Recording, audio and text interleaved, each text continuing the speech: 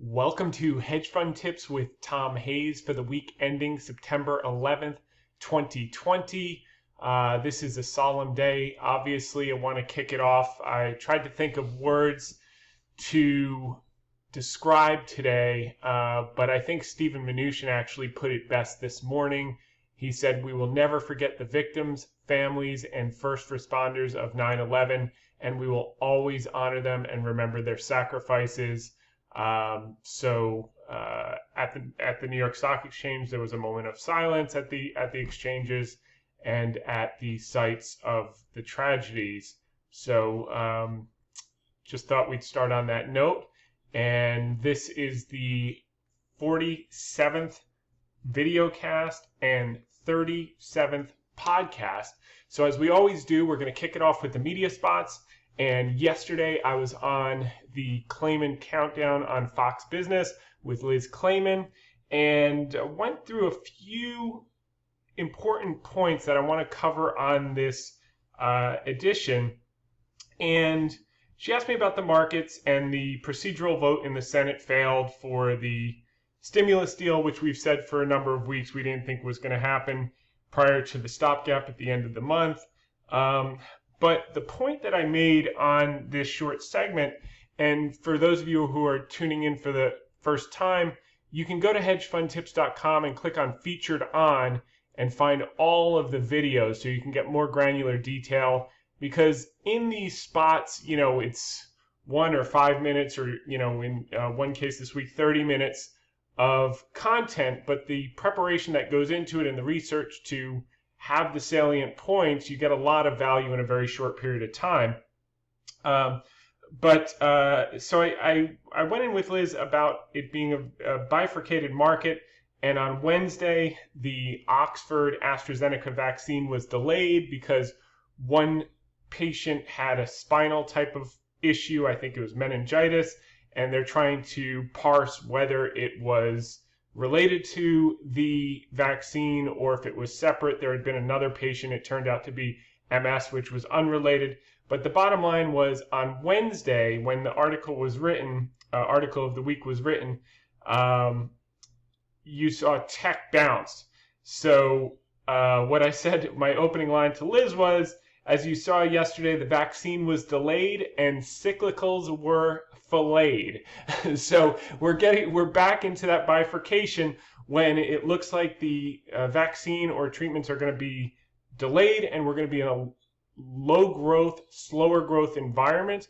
Tech outperforms. Why? Because managers have to bid up and pay up for those very few small pockets where growth is possible in a low economic growth environment.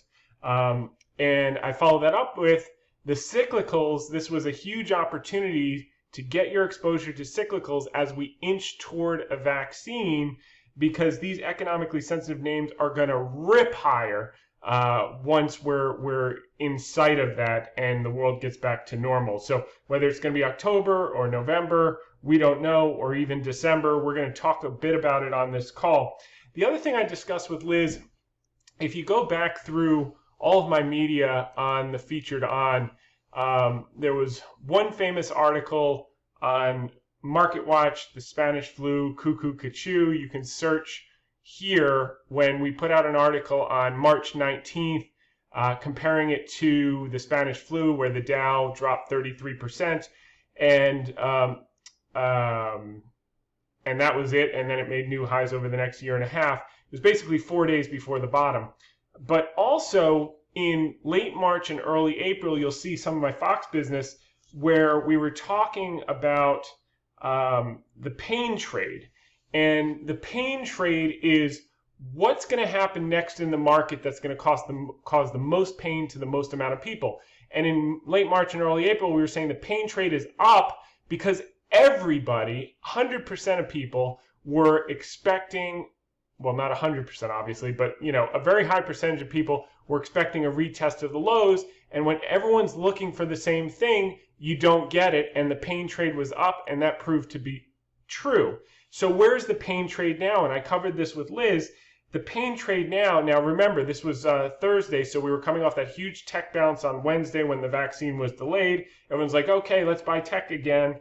And that's also the nature of the article, Never Going to Give You Up with Barry White, which we're going to go into. But what I told Liz was the pain trade is now a bit lower for tech and SaaS, software as a service, those pockets of the market that have gotten excessively overvalued. Despite the falls of 16%, now it's more on Apple, despite the falls of 23% Zillow and a third on Tesla and Zoom, etc. Not Zillow, Zoom.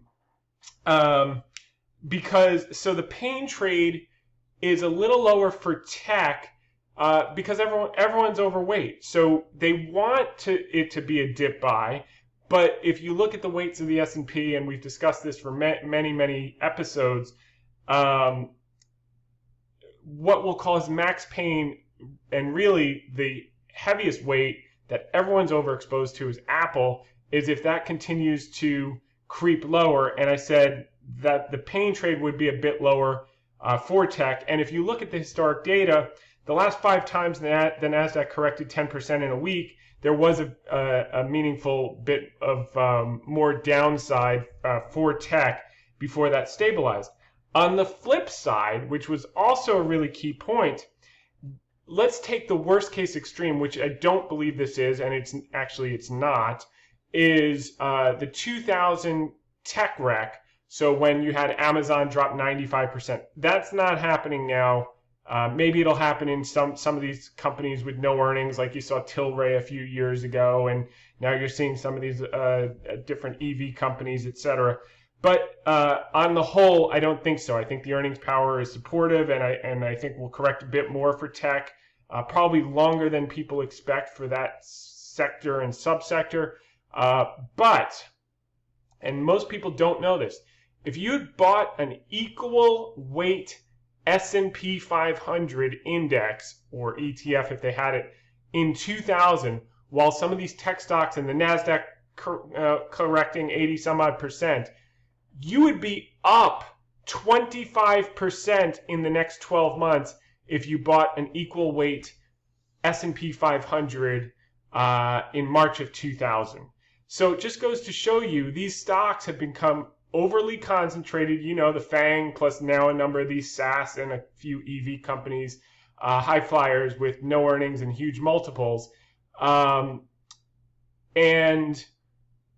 to take that excess out of the market, you're going to see a rotation, which we've been talking about, into cyclicals, and we're going to dig into that a little bit more. But that's a mind-blowing statistic that while tech was literally having a depression, 80% drop in the NASDAQ, 90-95% in some major names like Amazon, if you had just bought an equal weight, meaning you weren't concentrated in those names that have run up, those handful of names like we have today, and you were just equal across the 500 stocks, you would have been up 25% over the next year. Why? Because you would have had exposure to value in cyclicals versus being stuck in what had worked in the rearview mirror versus what was going to work moving forward.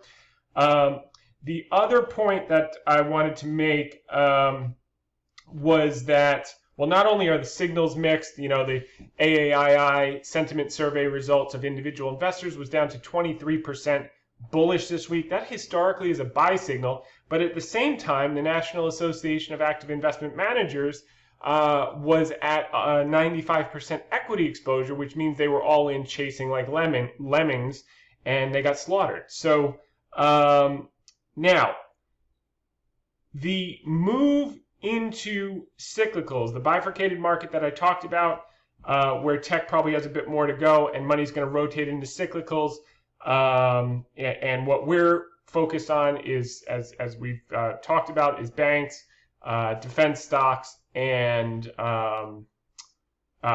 certain pockets of energy. That is consistent with the earnings expectations for 2021. So it's not just some thesis because it's happened every single recession before that cyclicals lead when GDP is growing at its fastest off of a low base, which we're going to grow 6.5% GDP next year off of a low base. and off of 25% increase in money supply in the last 6 months. About a fourth of that usually translates into the real economy. But just look at the earnings expectations, consensus earnings. Energy is to have the highest earnings growth. I could never figure out why there were no numbers here for the last few weeks. The reason there are no numbers is because energy had negative earnings this year, so there's nothing to percentage to go up. But they're going to have the highest earnings growth. Industrial is going to be number 2. Consumer discretionary number 3. Financials number 4. Financials are expected to grow 31.6% earnings growth in 2021. Materials 29%, and the S&P 500 26.2%. That's all great. What's tech going to do? Tech is going to grow at half the pace of the S&P 500 at 13.7% earnings growth. So when we talk about, rotation out of overvalued pockets of tech and growth into value and cyclicals, it's not just, finger in the wind hoping for the best. It's also, that's how earnings are set up. So a lot of the growth was pulled forward for many of these tech companies, benefited from the corona crisis. And as we gallop out of this, we are going to see these sectors that also have earnings that are going to exceed the earnings growth of the S&P 500 outperform on a relative basis, both because that's what happens in post-recession recovery, and 2, the earnings power supports it. So that was the Clayman Countdown. First of all, I want to thank Ellie Terrett for inviting me on the show, and Liz Clayman for having me on her show again. I enjoy that very much. Thanks to Ellie and Liz. Next, we were on CGTN on Wednesday with Rochelle Akufo, and I want to thank Stephanie Savage for inviting me on that show. And this was a great show because this is focused on China. And the reason China is so important to focus on is because their peak cases came in mid-February in their epicenter of Wuhan. Our peak cases came 2 months later in our epicenter of the tri-state area, New York, New Jersey, Connecticut, in mid-April. And we covered a lot of points. I was on to talk about the CPI and PPI, the inflation numbers that were reported that day. Both were reported in line. Their CPI was up 2.4%, but that was largely attributable to food prices are up 11.2% year on year. And that's because they've had flooding in June in the Yangtze River, which accounts for 50% of their ag production was wiped out. And their shipping and transport, not only for ag, but also for pigs and pork. And they're further compounded problems by the fact that they had the swine flu last year with their pig herd. Herd is for cattle, but I'll just call it a herd. Pig herd. So they lost 1 million pigs, and so it's taking time to rebuild that. That's why you saw lean hog futures just go through the roof recently. They're starting to rip because of China demand, and that's actually also helping to bring China's phase 1 agreed purchases. Remember, over 2 years they've got to buy 200 billion more than they bought off the 2017 baseline, and they were falling behind with coronavirus, COVID, and they're now catching up, certainly on the ag side, because they have huge demand. As a matter of fact, yesterday they had their highest soybean purchase, 664,000 tons, was the highest since July, and so that was a key thing. Ex-food, their inflation is modest, but they are seeing 7.2% inflation in air travel price. This is critically important, and I think it's the most important data point of the week. They had 86% of pre-pandemic domestic flight traffic in August in China. Remember, we're 2 months behind them. And they're expected to do 100% in September of domestic air travel. I don't know that we'll be at 100% 3 months from now, But these were amazing numbers. Right now, we actually got up to 40%, which we'll cover a little bit more. But very exciting to see. They don't have a vaccine yet. They're just, doing what we're doing, wearing masks, going about their business, and things are getting back to normal. And they'll get even better after we get a vaccine. We went a lot into also with regard to the PPI, demand for metals. You're seeing it in copper prices. This is all created by the stimulus. The construction and infrastructure is through the roof. And actually, property starts was a key point that I covered in that they're running at a rate that they could wind up having positive year-on-year comps in 2020. They had such a strong summer. If that persists at the end of the year, there'll be positive year-on-year for property starts. We've talked in recent weeks about the investment in railroads. They spend $120 billion a year relative to the U.S., 30 billion relative to the UK, 8 billion. So their stimulus is going into long-term investments where they're going to get a return. Wish we could get something like that done. Hopefully next year after the elections, they'll come together and finally do a big infrastructure package. Their exports are up 9.5%, which is good because it shows the Europe and the US are recovering and the demand is there, global pent-up demand. And that was basically it. You can listen to that. A lot of great data. Thank you to Rochelle and to Stephanie for having me on that. And then finally, on last night, I was on CGT on a different show called The Heat. The Heat is hosted by Anand Naidu, and I want to thank Zaina Al-Shaib for inviting me on. This was a half-hour show. It was a panel all about China, and I got to say, my panelists were pretty downbeat on the economy, and I shared some of these numbers about the recovery and the travel and the demand and everything else. So you definitely want to check into that. The one thing that I liked, the first segment was, so it goes a whole half hour, and then they just keep rotating and talking back and forth. So each person speaks 3 or 4 times over the half hour. And they started off with this China International Fair for Trade and Services.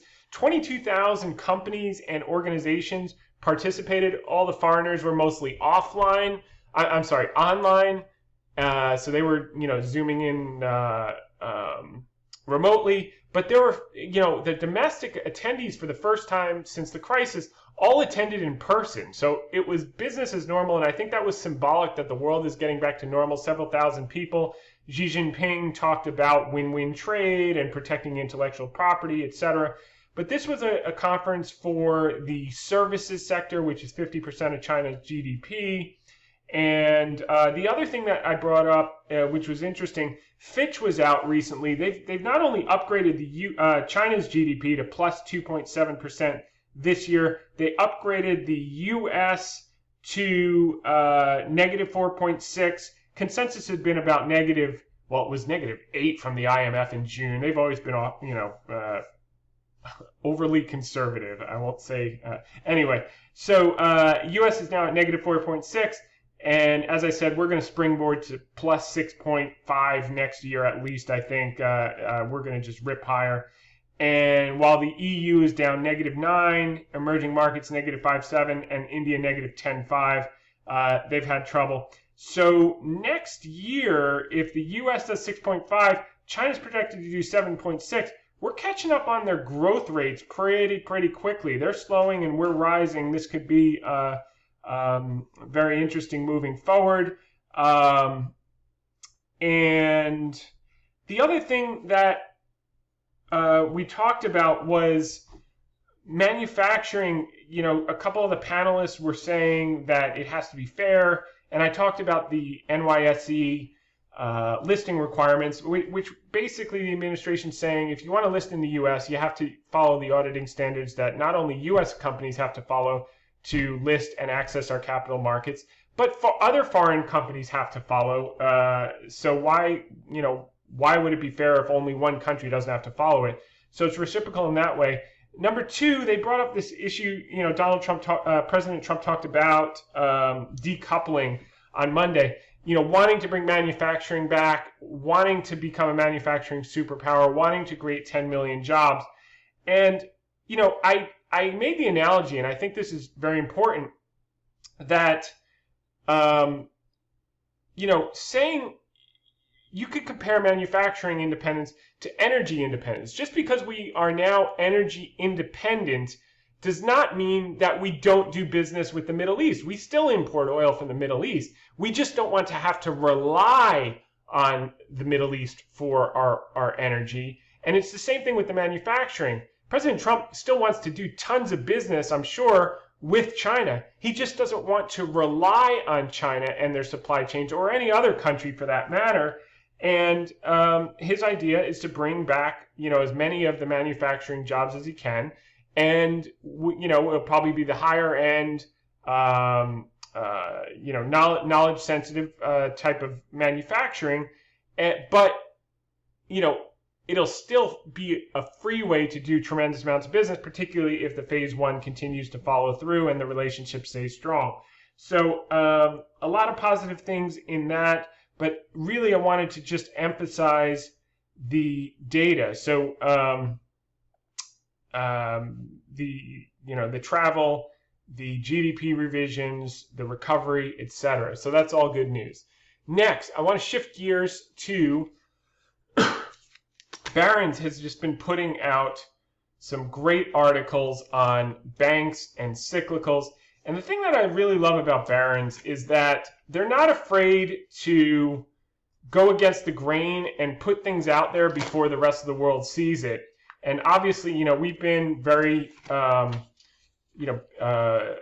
building, large positions in banks, etc., since the crash in March. And, they've got it right. So I'm just going to start, in my view, Carlton English has just put out a tremendous number of phenomenal articles. I'm going to start with Al Root, though, because she refers to his article in one of her notes. And this was on July 20th when he talked about CECL. And I did a segment for CNBC London. You can actually just Google it, Tom Hayes, CNBC London. It should come up, about CECL in, I think, July 15th. But he actually breaks it down because, okay, so for the most recent earnings season, the big four banks earned just $5 billion in second quarter pre-tax income, compared with roughly $34 billion in second quarter of 2019. That's a huge negative swing. However, the loan loss provisions from CECL, which was an accounting change that just happened to come at the worst time in history, just like when they did the FAS change in Q1 2007 that caused the financial crisis, FAS 157, I think it was, mark to market. Anyway, so this came at the exact worst time. If you strip away, so effectively every time they write a loan, they were now required, as of this most recent quarter, to account for the worst possible scenario at the time of making the loan for their entire book of loans. So they had to over-reserve more than they ever have, even coming out of the great financial crisis, much more than that. And mind you, this is not a balance sheet recession. This is a different story. So if you strip away the accounting change, you add back about $23 billion. So X an accounting change, this most recent quarter, which is the worst part of this COVID crisis, the four big banks would have earned $28 billion pre-tax versus $34 billion pre-tax the year before. Now that makes sense. It would be down $6 billion. It doesn't make sense that it would be down $29 billion. 34 to 5 is 29 billion, but that's just a paper accounting change that they had to comply with CECL.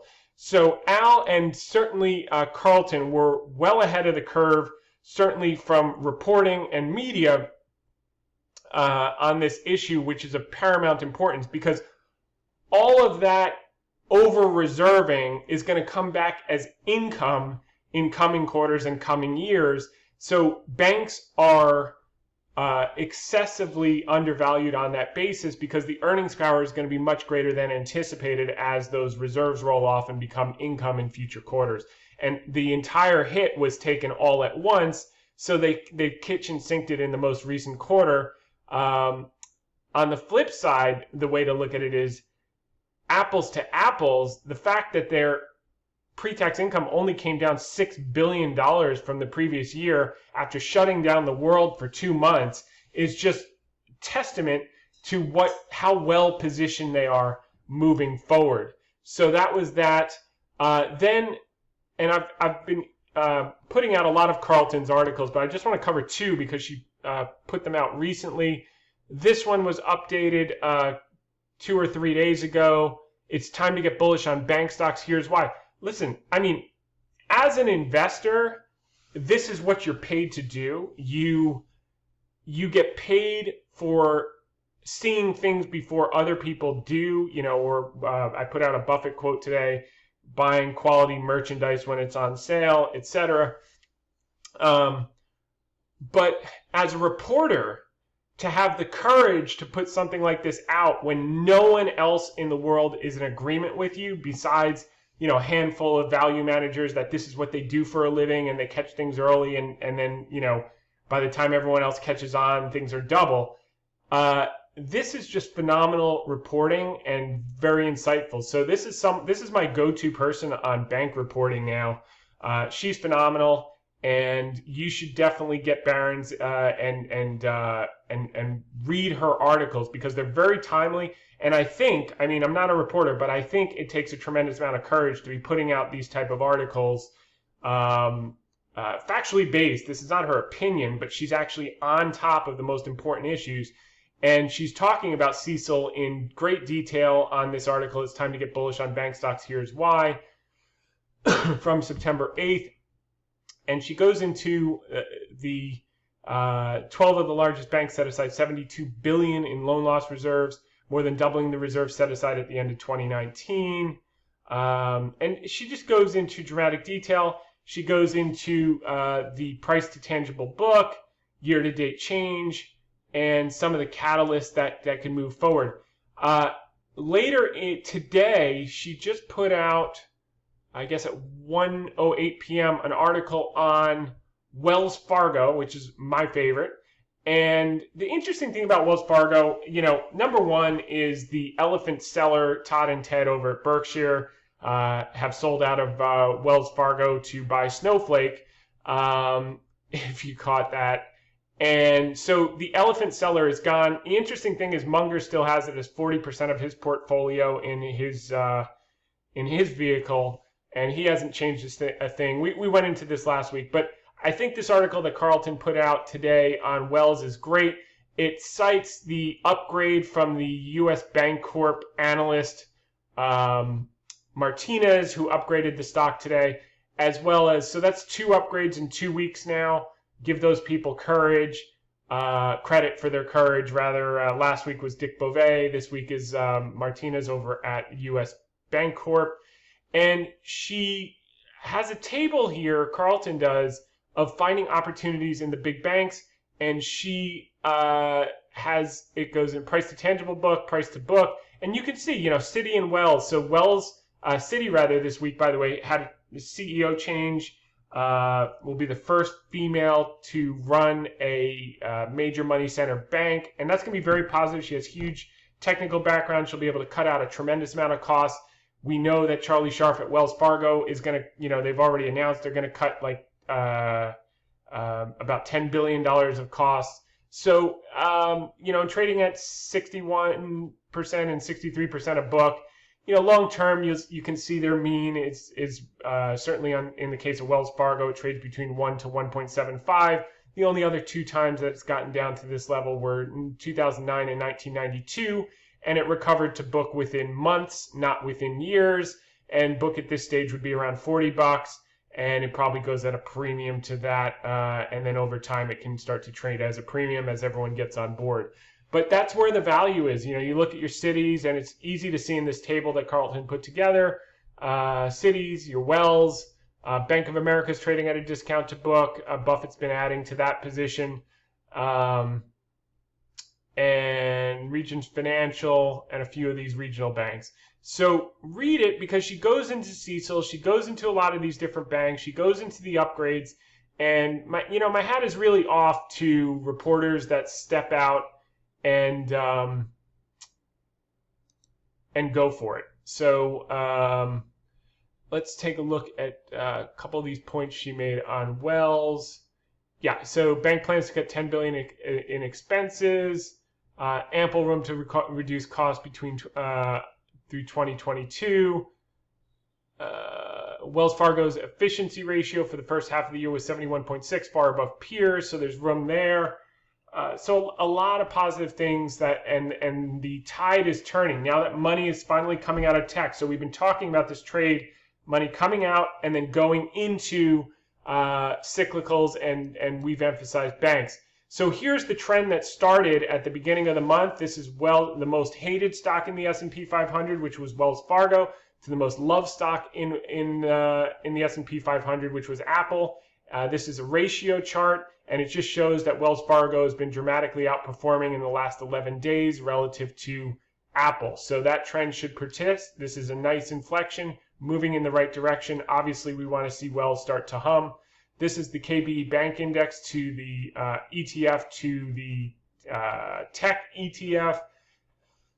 Same story, relative outperformance. So if I would have told you that at the beginning of September, which I did, by the way, you may or may not have believed me. But I guess if you're listening, you did believe me, because you came back and it's starting to happen. So that's a good thing.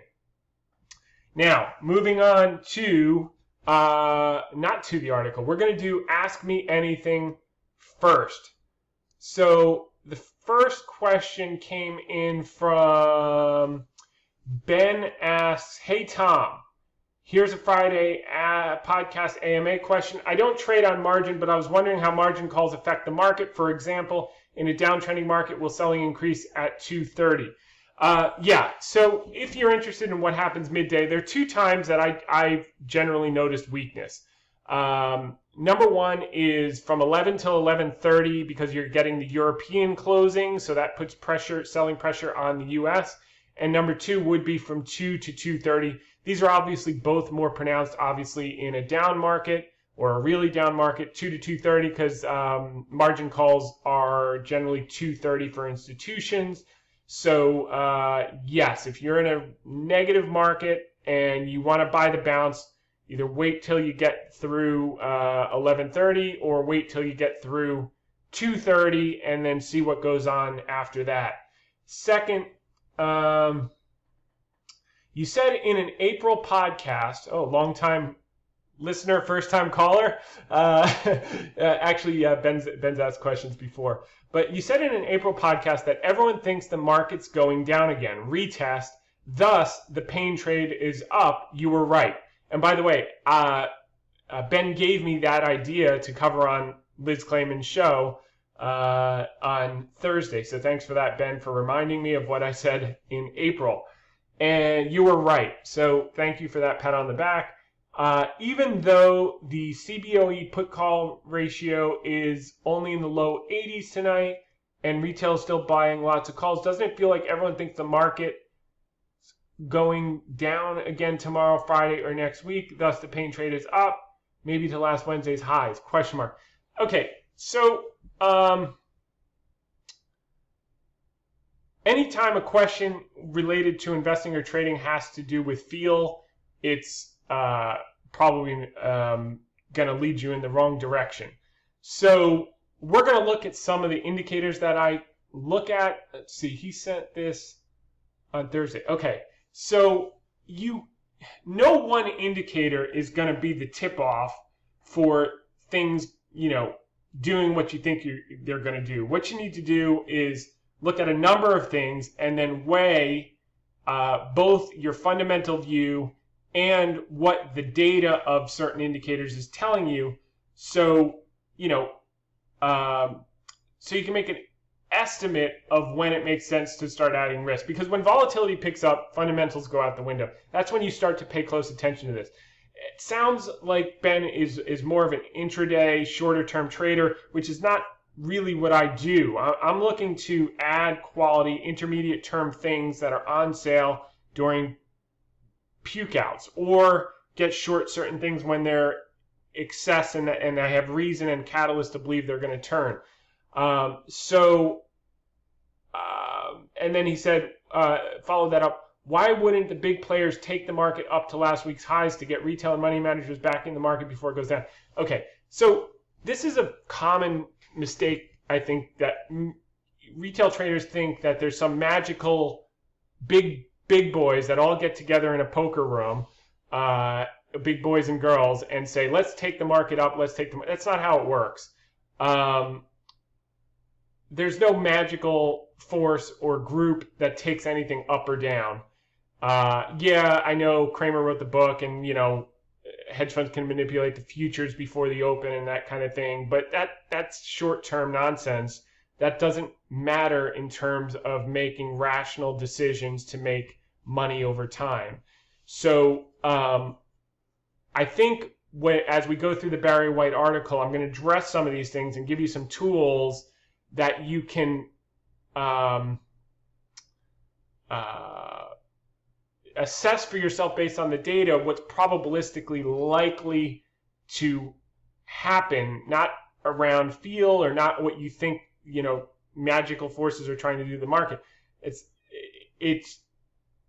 the reason that we knew and we talked about in the last 2 weeks the pain trade would be lower for tech was based on the euphoria about getting exposure and the crowding in.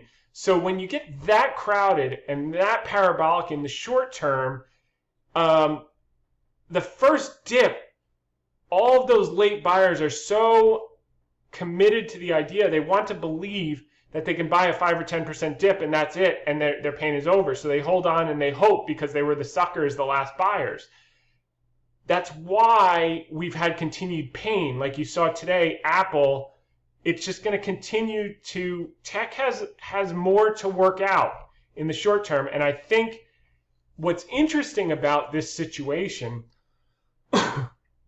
is that the indices could actually wind up being generally okay in coming weeks, even if tech continues to get really hurt and some people that plowed into SAS and FANG get really hurt. Because the people that have been paying attention and buying those laggard sectors that we all know will be the best performers as the recovery continues and as we get back to normalcy and we get a vaccine, those are going to start to pick up. Now, I think because of the weights that tech was relative to the cyclicals, I think the indices would generally be modestly negative, but under the surface, there are going to be dramatic crashes in stocks and dramatic rallies in stocks simultaneously. And that's what we need to be paying attention to. I said it last week, you're not going to make your money, quote, calling the market in coming weeks. That's not the game. The game is, what do you think about tech? What do you think about energy? What do you think about banks? What do you think about defense stocks? What do you think about this? And our view has been very clear about what we think about these things. And so far that's playing out. It's played out more on the high flyers crashing than it has the cyclicals rallying. But we remember, we got a setback with one of the vaccines, but we're going to talk about all the vaccines in the rest of this call. So Ben, really thoughtful questions. Thank you for the acknowledgement. Thank you for the questions. Hope that helps. I'm going to answer more during the rest of this call so that you can get great value. Thanks for sending that in. Good thinking. Now John asks, this is John also, he's a longtime listener, not a first-time caller. He's the one that owns the newspaper group in Ohio, swing state, by the way. Get those op-eds in. So first of all, watched you live on CGTN Global Biz. Thanks for the heads up. Thanks for watching. My question deals with cash to debt ratio. I look at several other fundamentals as well. Notice several securities you bring up, not recommending, and I notice that many have very low cash to debt ratios. I use a minimum of 0.75 as a minimum to consider and prefer 1.5 or higher. With all going on, I figure short-term liquidity is important. Do you agree? And if so, what percentage do you use? Thank you for your consideration. So this is spoken like a true small business owner, and he's thinking very smart about how he has to think about running a business. We're mostly talking on these calls about large, first of all, we're usually talking about the market, then we're talking about sectors, and then in some cases we're talking about individual large cap stocks. And so I think what he's referring to in financial terms is the quick ratio. I think for your small business, that's correct. But remember, it's cash to debt service. It's not cash to debt. That's important, number one. Number two, for the large cap stocks we're dealing in, and we're dealing with them on purpose, the credit markets are more open than they've ever been open before. So they can borrow unlimited, and those that I've recommended have either refinanced, borrowed, or didn't need to borrow moving forward, and that is always a consideration. But that's I would look more at debt to equity versus quick ratios. Quick ratios is something that you need to pay attention to as a small business owner, and I think your thinking is correct.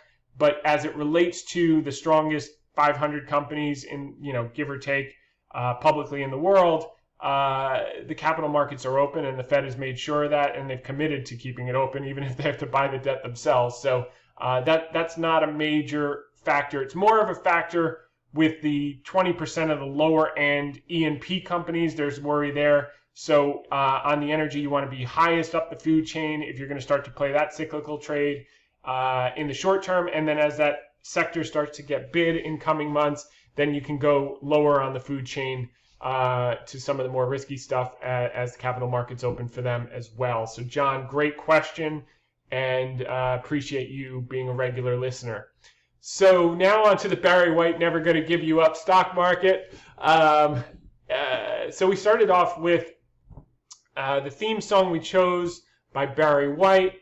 With the NASDAQ falling, this was as of Wednesday night, what NASDAQ had fallen 11% in a few days.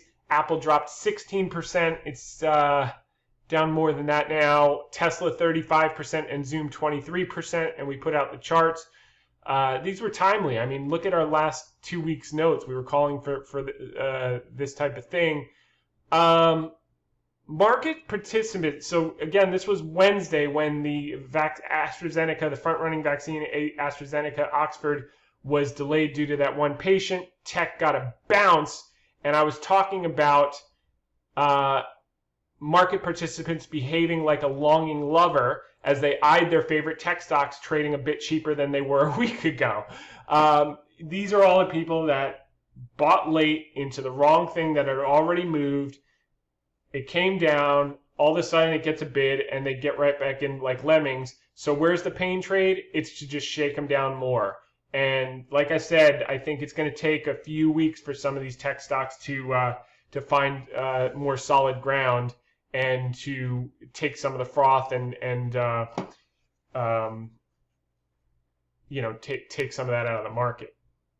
So okay, so were they right?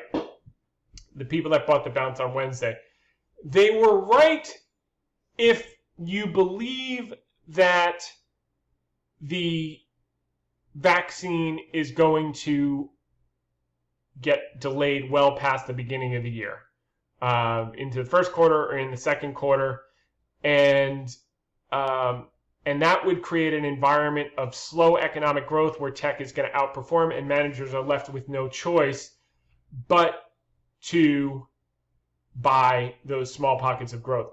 Once we get closer and closer to a vaccine, there becomes many more opportunities to get growth. So banks will start to gallop, and you can buy, banks will start to have earnings growth. Like we covered before, they're expected to grow 31% earnings next year relative to the S&P of 26%, relative to tech of 13%. That's going to give managers a lot more options where they can buy growth, so they don't have to bid up Zoom to 63 times earnings because it's growing revenues. Okay, so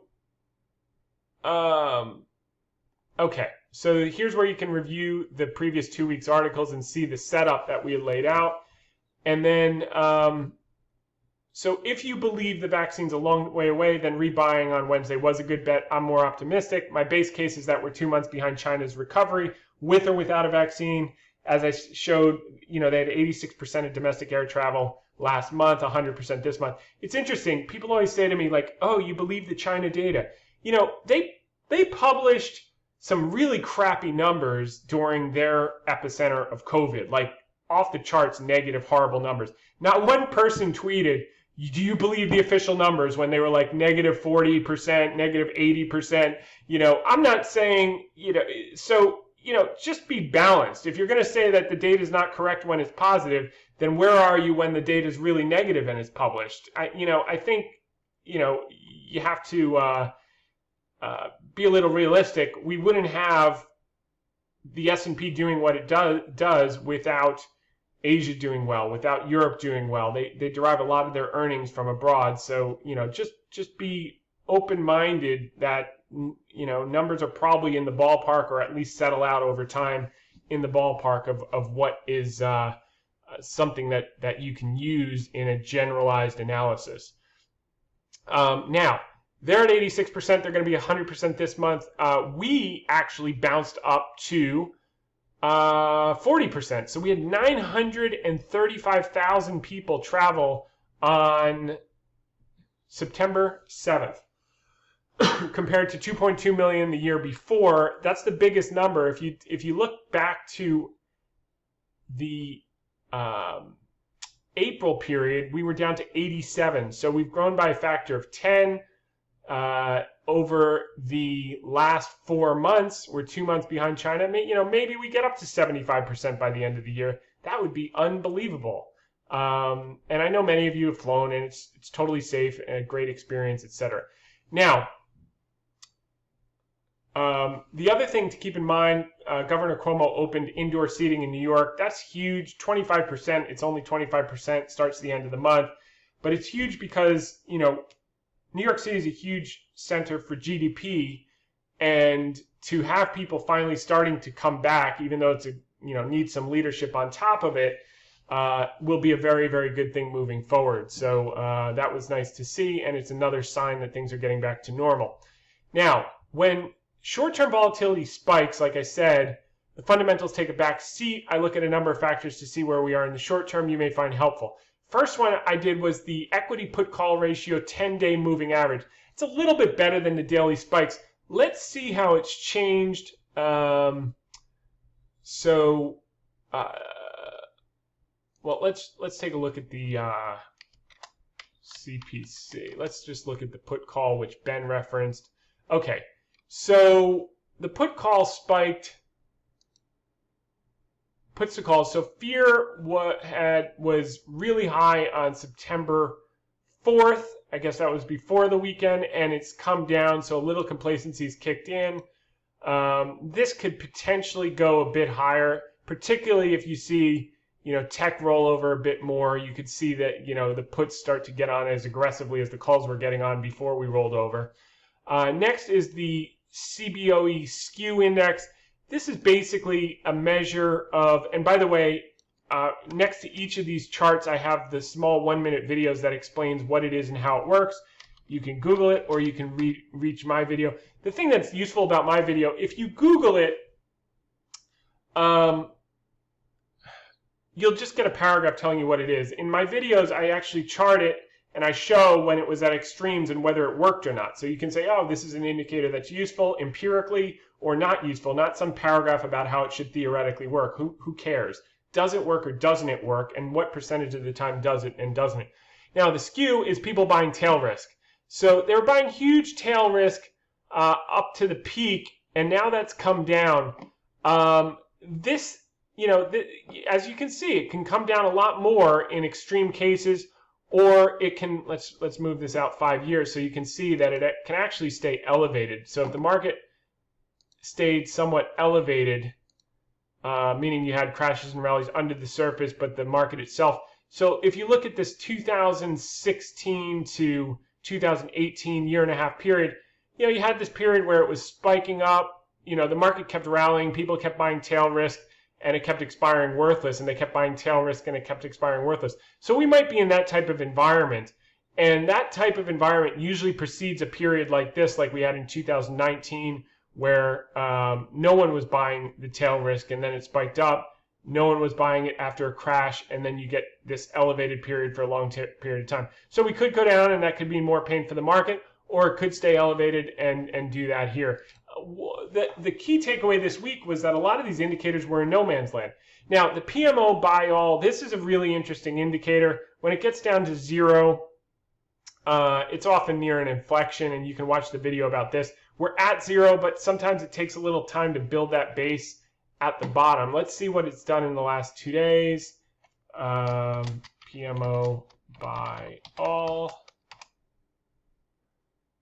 Okay, so it's still just at 0 here. I think it's going to take a little bit more, which means, like I said, the pain trade a little bit more generally, and because the S&P is so heavily tech weighted, it would be reflected in the indices in the short term until those weights start to change.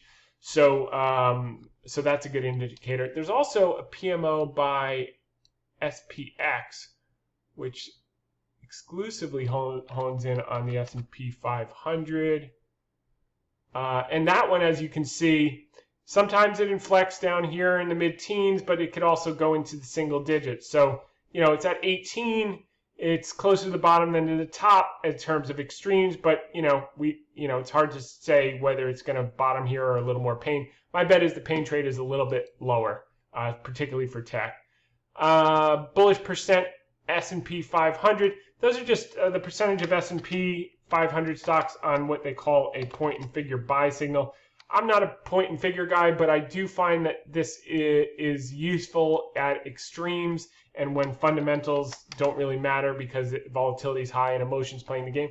So again, could it go down to 1 or 11? Sure, but it could also bounce, here at 50 coming out of big corrections. It bounced off of 50, so we're at 60. It's again, no man's land. That's why the signals are mixed. And to Ben's point, we're not at an extreme enough on any of these signals to, pound the table buy or pound the table get short.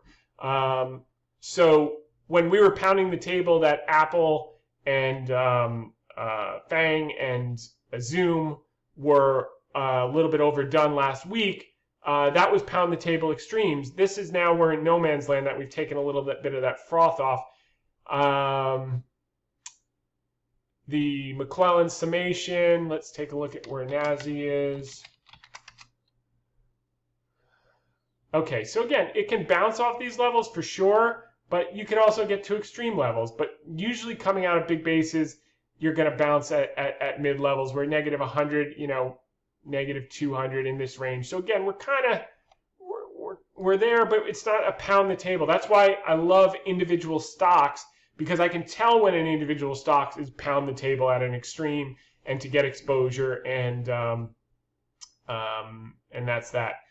So do check into those 5 videos. I think you can find those helpful. There are a handful that I look at in periods like this. There are 400 some odd different indicators. And then our normal that we cover. Now, this one with bullish percent AAII, and I think Ben referenced it in his question. This is down to 23%. Bearishness is at 48%.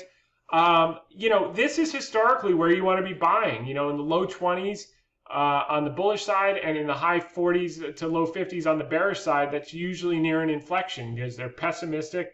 But we have enough counterbalancing indicators that are not clear that we have to be nuanced. So the fear and greed at this point was at 66. It's probably in that range today. I didn't check it. Now, the National Association of Active Investment Managers was 95. Let's see what's happened in the last couple of days.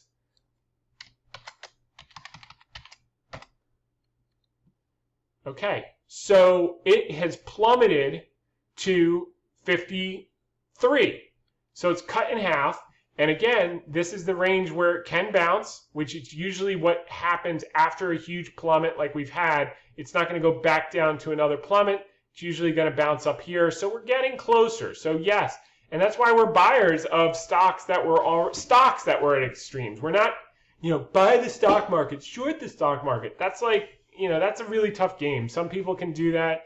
It's when these things are getting close, there are stocks that are already there that are turning, and that's where you can make your money. Like we saw banks up today with everything else down. That was really very interesting to see and very positive. So, and that's reflected again, in this Wells Fargo, most hated to most loved, value cyclicals to tech growth. This is changing. The climate is changing. The grounds are shifting. Pay attention. So, okay, so our message for the week, this was Wednesday night. Despite mixed signals, my net takeaway this week is that while we could bounce, the probabilities favor more work to do on the downside, particularly for overvalued pockets of stocks we've covered in recent weeks' notes above. And again, you can check those recent weeks' notes here, the last 2 weeks, and you can see every note we've ever written by clicking on commentary under categories. So for those of you on the podcast, you're going to cut out in a few minutes. You can go to hedgefundtips.com and watch the last few minutes on the VideoCast, which you can find on YouTube. Just fast forward to the 60-minute mark, and you can watch the remainder of it. The other thing that we said is, as I've repeated for the last couple of weeks, the catalyst for a change, an abrupt move of money into cyclicals, will likely come from science at this point. Don't bet against science. I cannot overemphasize this point, and we're going to go into it now. And then I finally close out, where there is real long-term durable value, we are buyers, and we were buying things this week. So clients know that, and members of Hedge Fund Tips know that. So and for those of you who are holding the highest flyers, despite our warnings for the last 2 weeks, sometimes you got to take the other side of Barry's never going to give you up and find another guy or gal to dance with. There are many lovely candidates that are sitting on the sidelines and haven't even got out on the dance floor yet, and you know which ones we've been talking about. Okay, now AstraZeneca. This is also from Barron's. Bill Alpert, AstraZeneca's vaccine trial pause won't slow its rivals. And he goes into Pfizer and Biotechny and all the other players. Even CNN had an article, Pfizer Biotechny vaccine will be ready for approval by mid-October, but there's still unknowns. And they go into some nuances here. Keep in mind, Scott Gottlieb, the former FDA commissioner, who everyone listens to, along with Fauci, is on the board of Pfizer, so that could be very, very promising. This was on, I was eating lunch today, and I had Yahoo Finance on. They had this great thing, and I got shots with my cell phone of all the different companies and where their vaccine trials, clinical and vaccine trials are. Moderna has a phase 3, Pfizer has a phase 2 and phase 3, AstraZeneca has a phase 2 and phase 3, Johnson & Johnson has a 1 and 2, Novavax a 1 and 2, Sanofi a 1 and 2, Inovio, etc. Next, this is even more important because we're so fixated on the AstraZeneca drug. Well, we've got 25 vaccines in phase 1, 14 in phase 2, 9 in phase 3, and 3 have already been approved for early and limited use. 0 have been approved for full use. So I'd imagine some of the limited ones are going to move into fully approved, and certainly some of those 9 are going to move into limited and then fully approved very shortly, maybe by October, certainly by November, etc. But I was actually astounded. I mean, I've been following this closely, but 9 in phase 3 with 3 already approved. This is going to change on the dime, and you got to be ready. So, and that means cyclicals in my book. Not a ton of financial information, economic data this week. The PPI and CPI were positive. It's just showing demand is coming back. The continuing and initial were slightly less good than expectations. However, keep in mind, August was the complete nightmare with the Sun Belt spikes and all that stuff. So the fact that we held in line with previous prints was actually a net positive because they're all coming down. And then the economic surprise index came down just a little bit, but is trading at all-time highs. So it looks like I'm going to wrap this up in time for the podcast people and the VideoCast people in under 60 minutes. I want to thank you for listening this week. Hope you found it helpful. If you've got a question next week, email it in, and hopefully we can cover it on our podcast VideoCast episode 48 and 38 next week, same time, same place. In the meantime, have a great weekend. Stay safe, stay well, and thanks for listening in.